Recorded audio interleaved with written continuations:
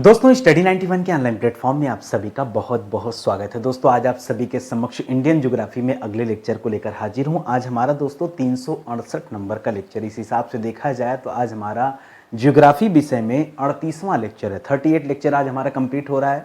आज की क्लास अगर आप देखते हैं तो टोटल 11,040 सवाल आपके तैयार हो जाएंगे। देखिए इसी क्लास में हम लोग 11,000 सवालों पर चर्चा कर चुके हैं। आज कोई पहला दिन हमारा नहीं है, आज हमारा 368वां दिन है। पीछे के वीडियोज आपके लिए बहुत इंपॉर्टेंट है।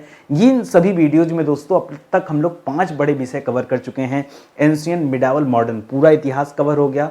भारत का संविधान यानी पॉलिटी, राज व्यवस्था, वो भी कवर हो गया। वर्ल्ड ज्योग्राफी 100 लेक्चर में मैंने पढ़ाया, वो भी कवर हो गया। अब इंडियन ज्योग्राफी की क्लास चल रही है। ठीक है, देर करेंगे तो समस्या आपके लिए है। आप चाहे कहीं से भी पढ़ रहे हो, 3 तरीका होता है पढ़ने का। या तो आप ऑनलाइन कहीं स्टडी कर रहे होंगे, या आप ऑफलाइन कहीं कोचिंग ज्वाइन किए होंगे, या तो आप सेल्फ स्टडी कर रहे होंगे। 3 ही रास्ता है दोस्तों, इन्हीं किसी में से एक रास्ते पर आप चल रहे होंगे। मैं कहता हूं आप जो भी कीजिए, ये पूरी तरह से फ्री क्लास है, पैसा तो देना नहीं है।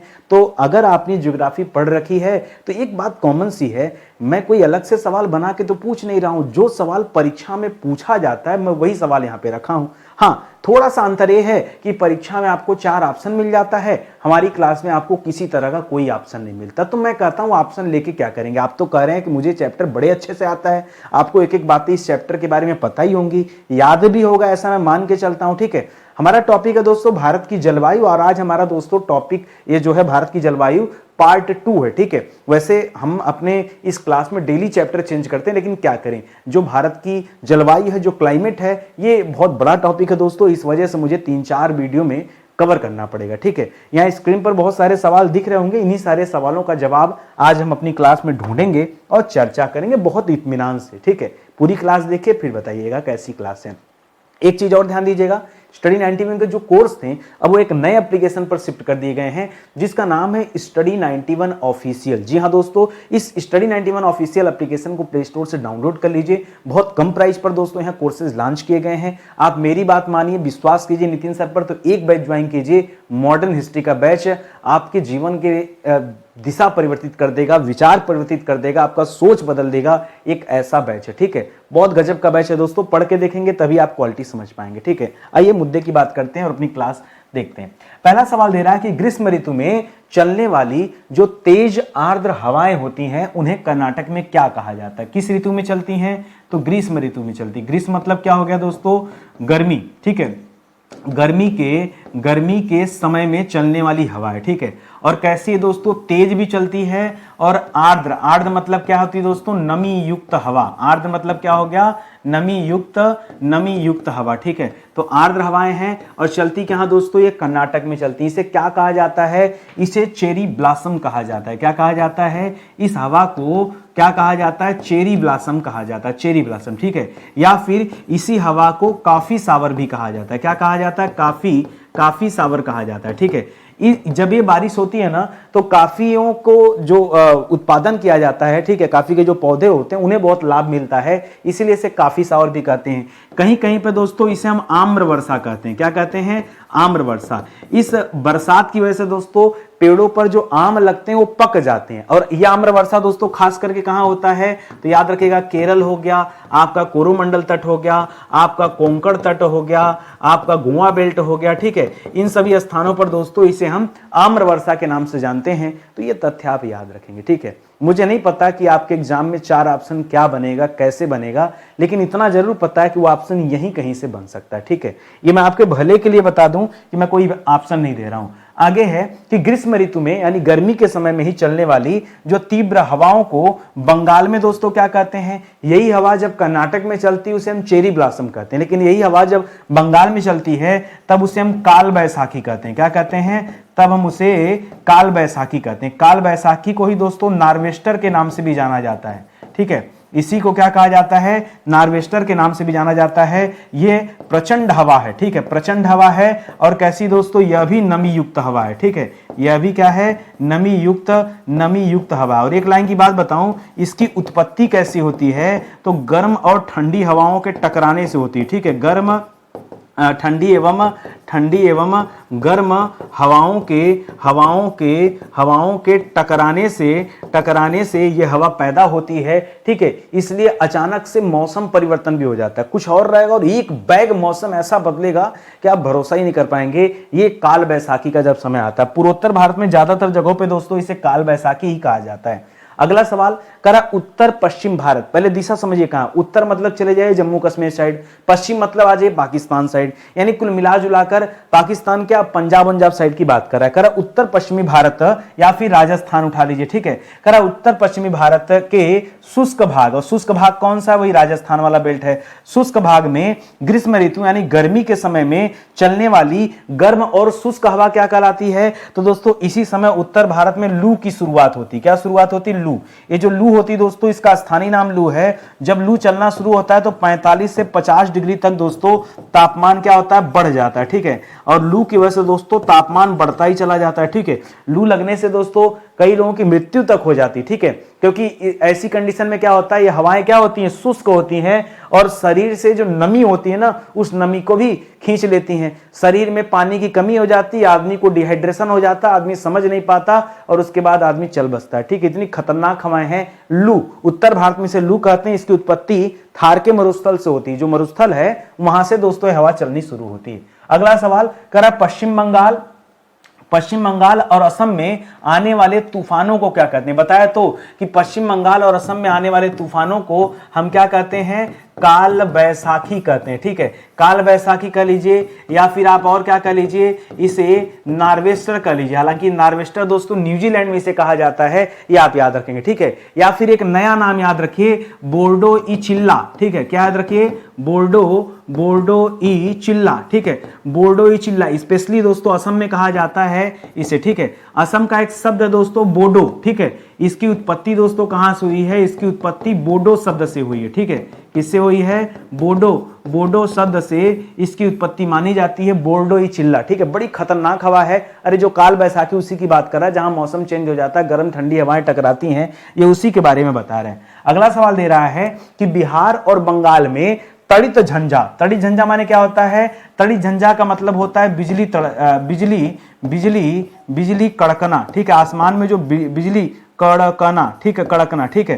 करा तड़ित झंझा से अप्रैल मई में होने वाली वर्षा, अप्रैल मई जब गर्मी स्टार्ट हो रही है उस समय दोस्तों ये भयानक वर्षा स्टार्ट हो जाती है। इसे क्या कहते हैं, इसे आम्र वर्षा कहते हैं। क्या कहते हैं, इसे आम्र वर्षा कहते हैं। इसी हवा को दोस्तों कर्नाटक में जो काफी सावर के रूप में जाना जाता है, वहां पर दोस्तों इसे चेरी ब्लॉसम के रूप में जाना जाता है, तो तथ्य भी आप याद रखेंगे, ठीक है। आम्र वर्षा या फिर इसी को इंग्लिश में क्या कह देंगे हम, मैंगो सावर कह देंगे। क्या कह देंगे, इसी को मैंगो शावर कह देते हैं जब आप बिहार या बंगाल वाले बेल्ट की बात करते हैं तो, ठीक है। चलिए आगे बढ़ते हैं, अगले सवाल पर आइए। अगला सवाल दे रहा है कि भारत में वर्षा ऋतु कब तक रहती है, कब से कब तक दोस्तों ये वर्षा ऋतु रहती है, ठीक है, ये बताना है। वर्षा ऋतु की बात कर रहा है तो आप सभी जानते हैं कि गर्मी के बाद दोस्तों वर्षा ऋतु स्टार्ट होती है लगभग जून से लेकर सितंबर तक। कब से, जून से सितंबर तक का जो महीना होता है वो किसके लिए फिक्स होता है दोस्तों, ये वर्षा ऋतु के लिए दोस्तों फिक्स होता है। तो ये आप याद रखेंगे, ये बारिश का मौसम है, ठीक है। आज भी दोस्तों बारिश का मौसम लगभग यही है। अब तो दोस्तों थोड़ा सा मौसम शिफ्ट हो गया है, जिसकी वजह से मई जून जुलाई तक गर्मी पड़ रही है और अगस्त सितंबर अक्टूबर में जाके दोस्तों बारिश हो रही, ठीक है। लेकिन अगर आप मुख्य रूप से देखेंगे तो इसका मौसम जो है दोस्तों वो जून से सितंबर तक ही है, ठीक है। आगे है, भारत में सबसे अधिक वर्षा किस मानसून से दोस्तों होती है। करा किस मानसून, कहां होती है नहीं पूछा जा रहा है। अगर पूछता कहां होती है तब आप कहते दोस्तों मासिन राम में होती है, ठीक है। कहां होती है तब आप क्या बताते, तब आप बताते मासिन राम में होती सबसे ज्यादा वर्षा, ठीक है। सबसे ज्यादा वर्षा दोस्तों कहां होती है, यह मासिन राम में होती है, तब आप बताते। अभी तो पूछ रहा है कि सबसे ज्यादा बारिश जो है ये किस मानसून से होता है, तो दोस्तों दक्षिण पश्चिम मानसून से भारत में सबसे ज्यादा वर्षा होती है, ठीक है। दक्षिणी पश्चिमी मानसून से सबसे ज्यादा वर्षा होती भारत में, ठीक है, सबसे ज्यादा। एक सवाल और मन में आएगा, सर कितनी वर्षा होती है, सबसे ज्यादा तो कह दिया आपने, लेकिन कितनी होती है? तो देखिए बता रहा है कि दक्षिण पश्चिम मानसून से भारत में कितनी वर्षा मिलती है दोस्तों, तो आप कह सकते हैं 75% से लेकर के 80% तक, 85 मत बोलिए, 75 से 80% तक दो बारिश है दोस्तों वो इसी दक्षिणी पश्चिमी मानसून से होती है। ठीक है, किससे होती है? तो याद रखेंगे दक्षिणी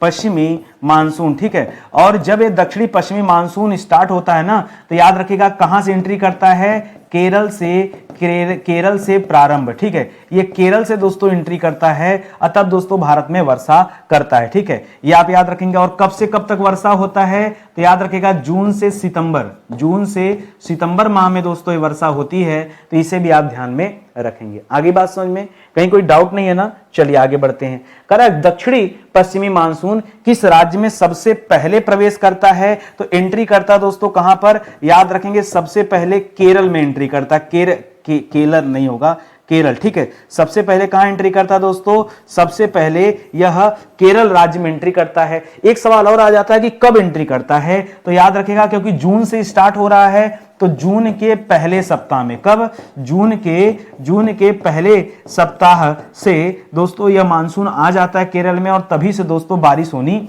शुरू हो जाती है। इस तथ्य को याद रखिएगा। वही बगल में तमिलनाडु है, वहां एकदम वर्षा होती नहीं होती। ठीक है, अगर मैं बात करूं दोस्तों तमिलनाडु की मैं बात करूं दोस्तों चेन्नई की, ठीक है, तो याद रखेगा इस मानसून से कम मतलब एकदम नगड़े वर्षा होती है यहाँ पे, नगड़े। ठीक है, नगड़े वर्षा दोस्तों यहाँ पर होती है, जबकि केरल के बगल में ही दोस्तों तमिलनाडु राज्य है, लेकिन वहां वर्षा नहीं होती है। ये केरल से घुसता, कर्नाटक से घुसता सीधा दोस्तों आ जाता है उत्तर भारत की तरफ, लेकिन वहीं बगल में तमिलनाडु में वर्षा नहीं कर पाता। ठीक है, कह रहा संपूर्ण भारतीय उपमहाद्वीप की अगर बात किया जाए तो कह रहा किस तिथि तक दक्षिण पश्चिम मानसून प्रभावाधीन हो जाता है? देखिए शुरू कब होता है पहले ये समझिए। ठीक है, शुरू कब होता है दक्षिण पश्चिम मानसून? ठीक है, अगर मैं बात करूं कि दक्षिण पश्चिम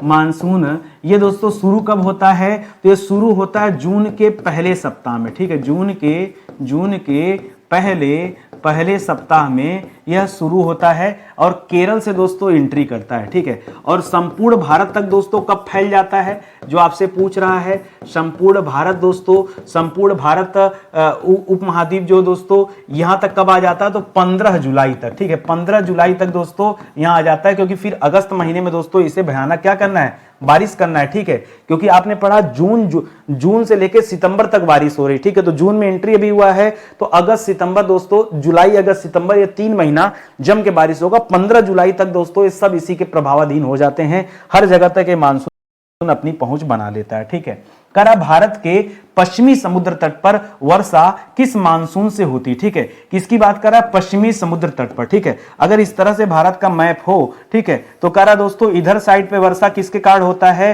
तो याद रखिएगा दक्षिण पश्चिम मानसून की वजह से। इसमें बड़ी बात क्या दे दिया? ठीक है, दक्षिण पश्चिम मानसून के कारण दोस्तों यहां पर वर्षा होती। एक कारण दोस्तों ये भी है कि यहां पर दोस्तों पश्चिमी घाट है। ठीक है, तो जो मानसून उठता है ना, ये पश्चिमी घाट से टकराकर दोस्तों पहले यही वर्षा कर देता है। ठीक है, टकराकर दोस्तों पहले जम के वर्षा दोस्तों यही कर देता है। यह भी आप याद रखेंगे पॉइंट। ठीक है, तो पश्चिम साइड में ज्यादातर वर्षा ये दक्षिणी पश्चिमी मानसून की वजह से ही होती है, इसे आप याद रखेंगे। करा दुनिया में सबसे अधिक वर्षा मेघालय में चेरापूंजी के पास किस स्थान पे होती है? मैं थोड़ी सी आपको कहानी बता दूं।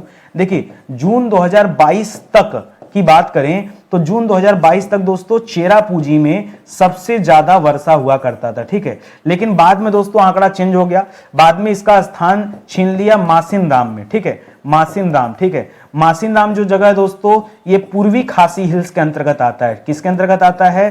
पूर्वी खासी हिल्स के अंतर्गत आता है। ठीक है, हिल्स के अंतर्गत आता है, इसे आप याद रखेंगे। तो मासिनराम दोस्तों पूरी दुनिया में सबसे ज्यादा वर्षा वाला स्थान कौन सा है? मासिनराम। अब आपको मैं एक चीज और बताने जा रहा हूं। एक जगह है जो अरुणाचल प्रदेश में है, वो मासिनराम को भी पीछे करने वाला है।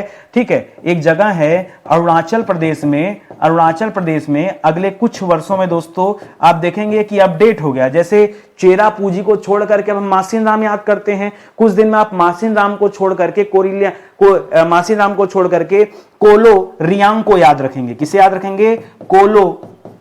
कोलोरियांग, ठीक है, कोलोरियांगा। अब दोस्तों यहाँ मासीराम से भी ज्यादा वर्षा वाला स्थान है। फिर आपको मेरी बात पे भरोसा नहीं, पता नहीं क्यों आधे से ज्यादा बच्चे ना नितिन सर की बात पे भरोसा ही नहीं करते। अरे ये जो क्लास चल रही, इतना शिद्दत इतने मेहनत से जो पढ़ा रहा हूं, या आपके भले के लिए पढ़ा रहा हूं। मैंने कहा, आपने कहा ना कि हमको ज्योग्राफी आती थी, इन सारी बातों का जवाब भी आपको पता होगा।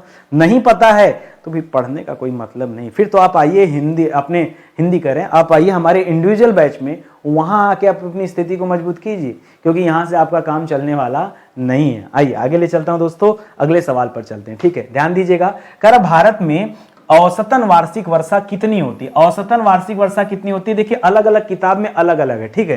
3-4 इसके उत्तर हैं और 3-4 उत्तर आपको याद रखना पड़ेगा।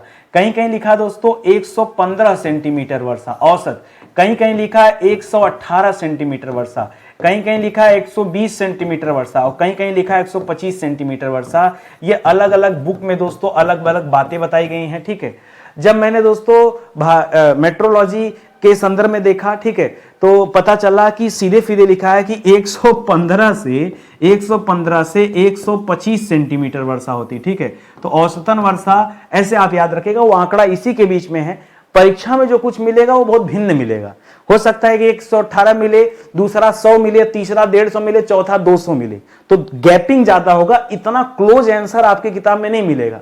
दिया तो आयोग बझा, फंसा, और आयोग की आदत रही है, अगर फंसाना ही चाहेगा तो खुद भी फंसेगा, जाएगा कोर्ट में, लड़ेगा, साबित करेगा, साबित कर ही नहीं पाएगा, ठीक है। क्या हर साल नापते थोड़े हो, ठीक है, एक बार माप होता है इसका, तो इसको ध्यान रखेंगे, थोड़ा सा इंपॉर्टेंट सवाल है, ठीक है। आगे बढ़िए। कर असम हो गया, अरुणाचल प्रदेश हो गया, मेघालय, सिक्किम, पश्चिम बंगाल हो गया, यहां पर वार्षिक वर्षा कितनी होती है? क्योंकि दोस्तों यह पूर्वोत्तर भारत का स्थान है, ठीक है, और पूर्वोत्तर भारत में औसत वार्षिक वर्षा अधिक होती, ठीक है। औसत वार्षिक वर्षा जो दोस्तों वो अधिक होती है। कितना अधिक होती है दोस्तों औसत वार्षिक वर्षा?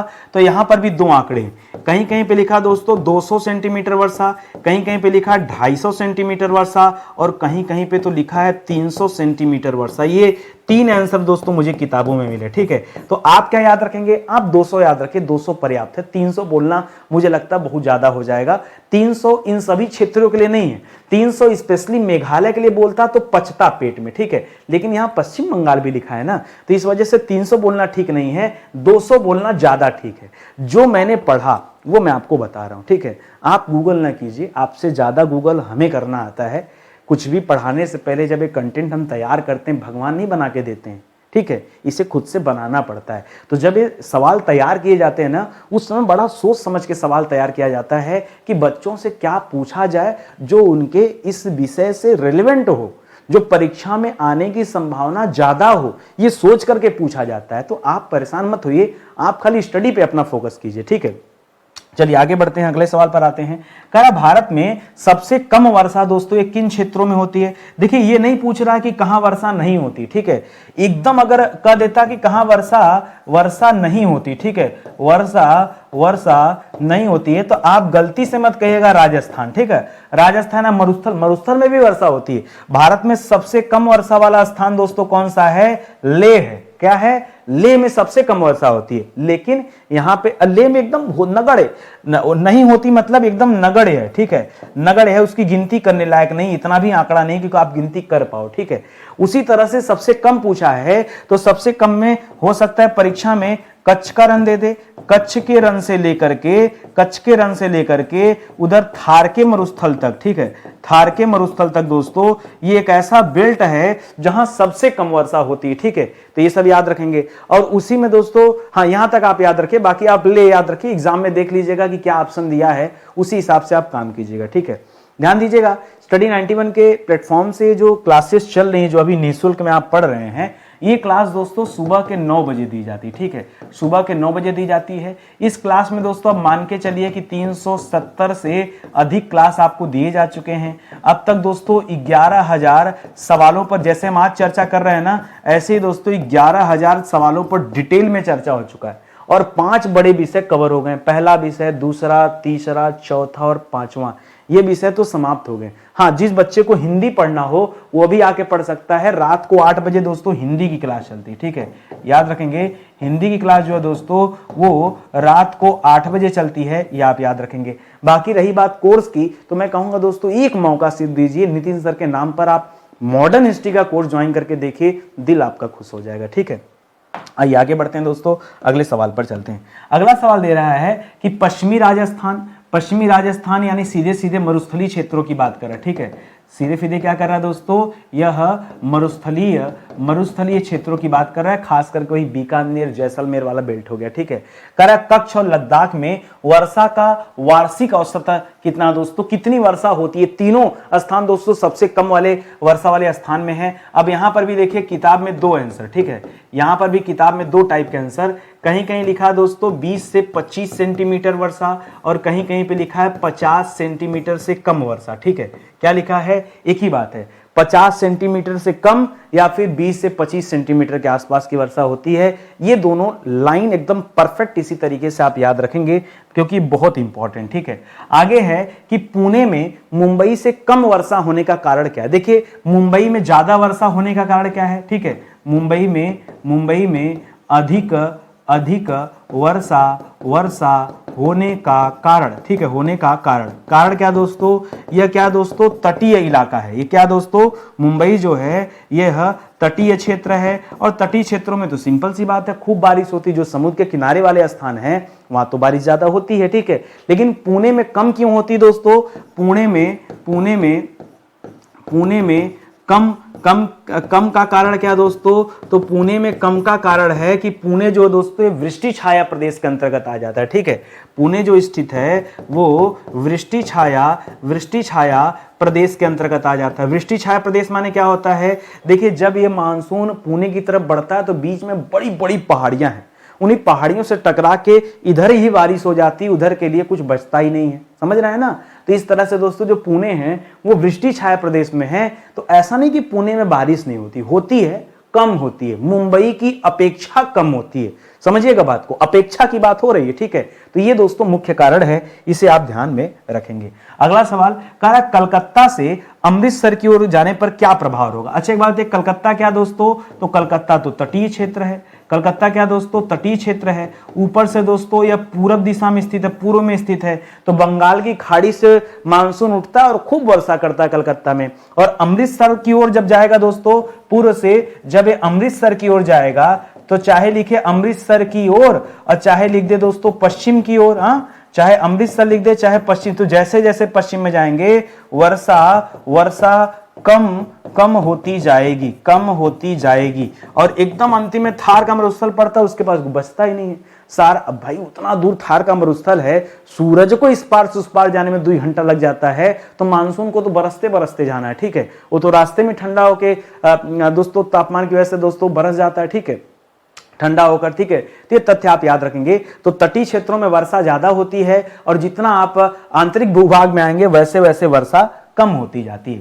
कह रहा दक्कन के पठार पर तट से किस ओर जाने पर वर्षा कम होती जाएगी, ठीक है। तो दक्कन के पठार से अगर तट से आप कहां जा रहे हैं दोस्तों,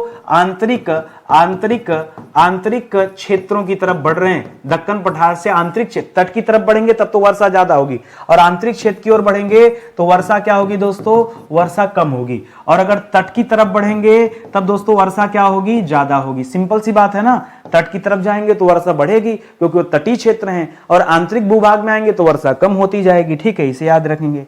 अगला सवाल कह रहा भारत के किन भागों में उत्तरी पश्चिमी भागों की तुलना में वर्षा अधिक होती। कौन से भाग हैं जहां पर उत्तरी पश्चिमी भागों की तुलना में बारिश ज्यादा होता है। उत्तरी पश्चिमी भाग में है क्या दोस्तों, तो उत्तर पश्चिम भाग में दोस्तों खास करके मरुस्थलीय क्षेत्र हैं। क्या है दोस्तों, यहां पर क्या है, यह मरुस्थलीय क्षेत्र है, ठीक है। तो कह रहा है कि मरुस्थलीय क्षेत्रों से वर्षा इसके अपेक्षा कहां ज्यादा होती है, तो आप उत्तर पूर्वी भागों की तुलना कर दीजिए। उत्तर पूर्वी भागों में ज्यादा वर्षा होती है, ठीक है, उत्तर पूर्वी भागों में ज्यादा वर्षा होती है, मरुस्थलीय क्षेत्रों में कम वर्षा होती है। बताने वाली बात है, ये तो आप इतना कहने के बाद तो समझ रहे ही होंगे, ठीक है। तो ये तथ्य आप याद रखेंगे। आगे बढ़िए, करा पवनाभिमुख और पवन विमुख, ठीक है। पवनाभिमुख माने क्या होता है, जैसे मान लीजिए कोई बहुत बड़ा पहाड़ है तो हवाएं जब आती हैं ऐसे चढ़ना शुरू होती, ठीक है। तो ये दोस्तों इसे कहते हैं पवनाभिमुख। क्या कहते हैं? पवनाभिमुख, मतलब पवन के मुख के सामने जिधर पवन चलता है और जिधर नहीं पड़ पाता वो पवन विमुख हो जाता है। कह रहा है पवनाभिमुख व पवन विमुख ढालों में से किन ढालों पर वर्षा अधिक होती है? तो सिंपल सी बात है कि पवनाभिमुख में दोस्तों अधिक वर्षा होगी, ठीक है। और जो पवन विमुख है, ठीक है, पवन विमुख में वर्षा कम होती है। क्यों? क्योंकि पवन विमुख जो हैं ये वृष्टि छाया में आते हैं, ठीक है। ये वृष्टि छाया में आ जाते हैं और आप सभी जानते हैं कि वृष्टि छाया में बारिश बहुत कम होती है, क्योंकि यहां से उठते उठते दोस्तों हवाएं ठंडी हो जाती है और इधर ही साइड बरस जाती हैं। तो पर्वत का एक हिस्सा तो खूब हरा भरा होता है और पर्वत का जो दूसरा हिस्सा होता है जहां पे बारिश कम मिल पाती है वो हिस्सा दोस्तों सूखा सूखा सा नजर आता है। तो बड़े बड़े पर्वतों की यही कहानी है। हर पर्वत दोस्तों एक तरफ से हरा भरा दिखेगा, दूसरे तरफ से दोस्तों बंजर टाइप का नजर आएगा, ठीक है। आगे बढ़िए, करा भारत में विशेष रूप से किस मानसून से प्राप्त वर्षा के वितरण का उच्चावच सबसे ज्यादा गहरा? आपने पढ़ा दोस्तों 75% से लेकर के 80% जो वर्षा होती है ये इसके लिए जिम्मेदार दोस्तों कौन है? इसके लिए जिम्मेदार कौन था? तो आपने पढ़ा कि दक्षिणी पश्चिमी मानसून। कौन सा? दक्षिणी, ठीक है, दक्षिणी पश्चिमी मानसून दोस्तों ये सबसे बड़ा कारण था, ठीक है, जिसकी वजह से भारत में सबसे ज्यादा वर्षा प्राप्त होती, जो वही केरल से एंट्री करता है। ये आप याद रखेंगे जून के महीने में, ठीक है, इसे ध्यान दीजिएगा। कह रहा किस मानसून से प्राप्त वर्षा को उच्चावच या पर्वतकृत वर्षा भी कहते हैं? तो किस मानसून को दोस्तों कहा जाता है? यही जो दक्षिणी पश्चिमी मानसून है इसी को इन सब नामों से जाना जाता है, ठीक है। तो दक्षिणी पश्चिमी मानसून को ही दक्षिणी पश्चिमी मानसून को ही अलग अलग नाम से जाना जाता है। यह केरल से प्रारंभ, ठीक है, केरल से दोस्तों ये वर्षा प्रारंभ होती है। सबसे पहले देखिए वहीं पश्चिमी घाट से लड़कर दोस्तों पहले वहीं जम के बरस देती है। तो इस तरह से आप याद रखेंगे कि उच्चावच या फिर पर्वतकृत वर्षा भी इसे कहते हैं, ये आप ध्यान में रखेंगे, ठीक है। अगला सवाल, करा वर्षा की मात्रा पर किन पवनों की दिशा का भी प्रभाव पड़ता है? करा वर्षा की मात्रा पर दोस्तों किस टाइप के पवन की दिशा का प्रभाव पड़ता है? बहुत ध्यान समझिएगा, वर्षा की मात्रा पर किन पवनों की दिशा का प्रभाव पड़ता है? तो पवनें कैसी होनी चाहिए दोस्तों? अगर आर्द्र, ठीक है, ऐसे याद रखिए, पवनें दो हो सकती, या तो शुष्क हो सकती या तो आर्द्र हो सकती, ठीक है। तो आर्द्र पवनें जो होती हैं, जो आर्द्र पवनों का, ठीक है, पहले इसे समझिएगा, आर्द्र पवनों का, ठीक है। अब मैं जो समझाना चाहता हूं समझिए।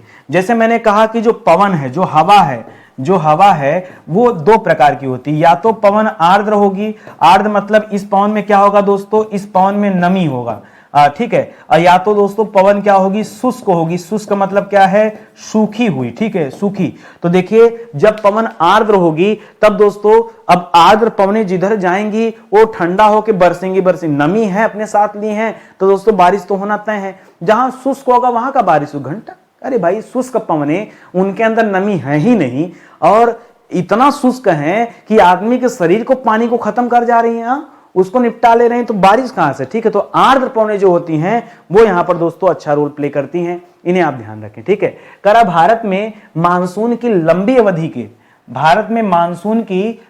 अवधि के पूर्वानुमान के लिए किस महासागरीय धारा का उपयोग होता है? कौन सी महासागरीय धारा दोस्तों? तो भारत में किस महासागरीय धारा का प्रभाव ज्यादा देखने को मिलता है? तो आप कहते हैं एल नीनो की धारा जो है, ठीक है। किसकी धारा? एल नीनो की जो धारा दोस्तों, इसका सबसे ज्यादा प्रभाव पड़ता है, ठीक है। इसकी वजह से भारत में मानसून में काफी ज्यादा प्रभाव देखने को मिलता है, ठीक है। अब डिटेल में अगर एल नीनो आप पढ़ना चाहते हैं तो डालिए यूट्यूब पे El Nino study 91 Nitin sir, आपको वीडियो मिल जाएगा, ठीक है। अब इससे ज्यादा मैं क्या ही आपको बताऊं। आगे है भारत में शरद ऋतु जो है दोस्तों, ये कब से कब तक रहता है? शरद ऋतु, वो देखिए वर्षा आपने पढ़ लिया जून से सितंबर, उसके बाद आ जाएगा शीत ऋतु, ठीक है। अभी आपसे शीत ऋतु तो बाद में आएगा, वर्षा के बाद पहले शरद ऋतु अक्टूबर नवंबर में दोस्तों, अक्टूबर और नवंबर महीने में क्या होता है, यह शरद ऋतु रहता है। ठीक है, अक्टूबर नवंबर में क्या रहता है दोस्तों, शरद ऋतु रहता है। और शरद के ठीक पहले क्या रहता है दोस्तों, वर्षा ऋतु रहता है। वर्षा ऋतु कब से कब तक रहता है, लंबा चलता है, जून से सितंबर। ठीक है, जून से सितंबर तक दोस्तों ये वर्षा ऋतु रहता है। ठीक है, तो इस तरह से आप इसे भी याद रखेंगे, पॉइंट पॉइंट याद रखिए, ऐसे ही सवाल बनते हैं परीक्षा में। ठीक है, करा किस राज्य में प्रत्यावर्ती मानसून का प्रभाव होता है, प्रतिधन आवर्ती। ठीक है, प्रत्यावर्ती मानसून का प्रभाव ये किस राज्य में देखने को मिलता है। ठीक है, लौटती हुई मानसून से वर्षा वो मिलता है दोस्तों तमिलनाडु में। कहां मिलता है, तमिलनाडु। जब जब जब दक्षिणी पश्चिमी मानसून उठा था तब तो केरल से निकल गया कट के। ठीक है, बगल में चेन्नई तमिलनाडु को पूछा तक नहीं। तो यहां दोस्तों प्रत्यावर्ती मानसून यानी लौटती हुई मानसून से दोस्तों वर्षा होती है। इस लाइन को आप याद रखेंगे। ठीक है, इसे आप ध्यान दीजिएगा।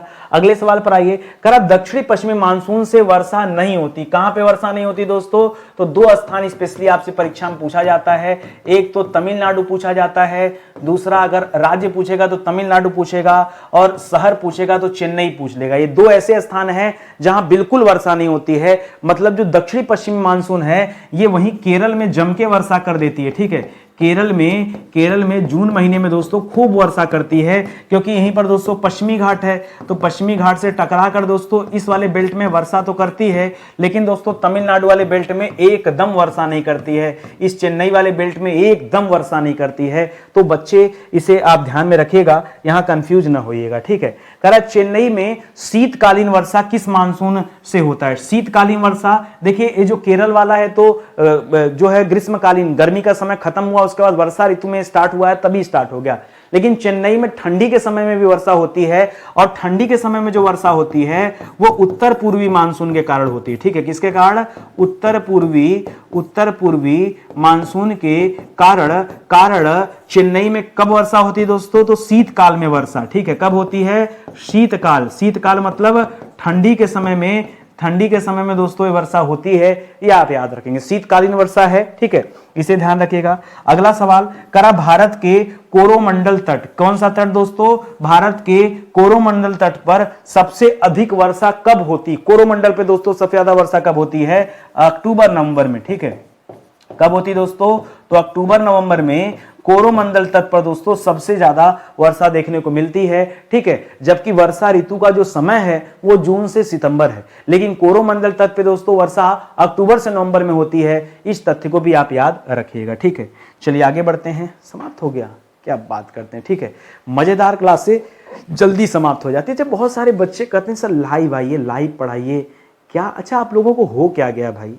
अच्छा मुझे एक बात बताइए, लाइव में ऐसा आपको क्या मिल जाता है कि दिल आपका खुश हो जाता है, और यहां ऐसा क्या है। ठीक है, मैं यहां देखता टीवी लगाकर, हाँ बहुत बढ़िया, चलिए इस सवाल का जवाब बताइए, आपको अच्छा लगता। हमें नहीं पसंद है।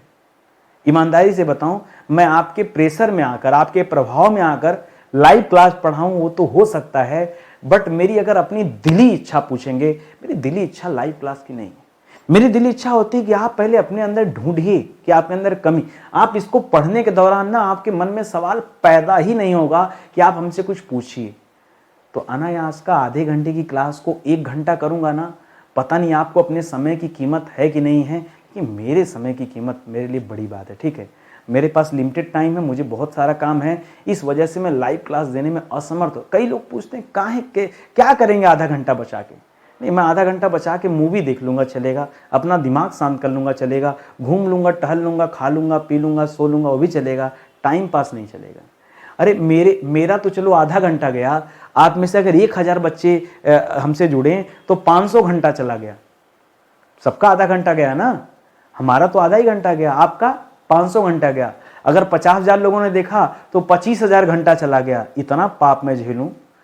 हाँ, ये जो पाप करूंगा इसका भागीदार कौन होगा? आप थोड़े होंगे, हम ही होंगे ना भागीदार, क्योंकि आपका समय किसने व्यर्थ किया? हम ही ने किया। जो काम आधे घंटे में हो सकता है वो काम मैं 1 घंटे में कराऊंगा तो समय तो व्यर्थ हुआ ना। इसीलिए कह रहा हूं, आप अपने समय को भांपिए, समझिए, आपको क्वालिटी नजर आएगी। आप केवल दिल लगा के पढ़िए, फ्री क्लास ये पढ़िए, पेड प्रोग्राम ज्वाइन करना तो पेड पढ़िए। जो इंसान फ्री में इतना मेहनत कर सकता है, इतना ईमानदारी से काम कर सकता है, तो पेड क्लास में हम नाचते गाते हैं क्या? पेड क्लास में हम और भी ज़्यादा मेहनत करते हैं, और मेहनत हमारी देखनी है ना, मॉडर्न हिस्ट्री के बैच में आके मेहनत देख लो, आपकी आंखें खुल जाएंगी। आप कहेंगे सर ऐसी क्लास पूरे भारत में लाखों रुपया फीस भरने के बाद भी गारंटी दे रहा हूं नहीं पढ़ पाएंगे आप एक बार पढ़ के देखिए, अपने मन से कंपेयर करके बताइएगा कि मैं झूठ बोल रहा हूं कि सही बोल रहा हूं। एक बार आप पढ़ के देखिए, ठीक है। आज का सेशन फिलहाल यही समाप्त होता है। हाँ, एक चीज़ और कहना चाहूँगा, क्लास अगर अच्छी लगी हो तो लाइक, कमेंट और शेयर जरूर कीजिए। हर दिन कहने का इंतजार मत करिए। देखिए बहुत मेहनत से काम कर रहे हैं, थोड़ा सा सहयोग करेंगे तो हमें अच्छा लगेगा, ठीक है। मिलते हैं दोस्तों अगले लेक्चर में, तब तक के लिए बहुत बहुत धन्यवाद आप सभी का। जय हिंद, जय Bharat. Thank you so much.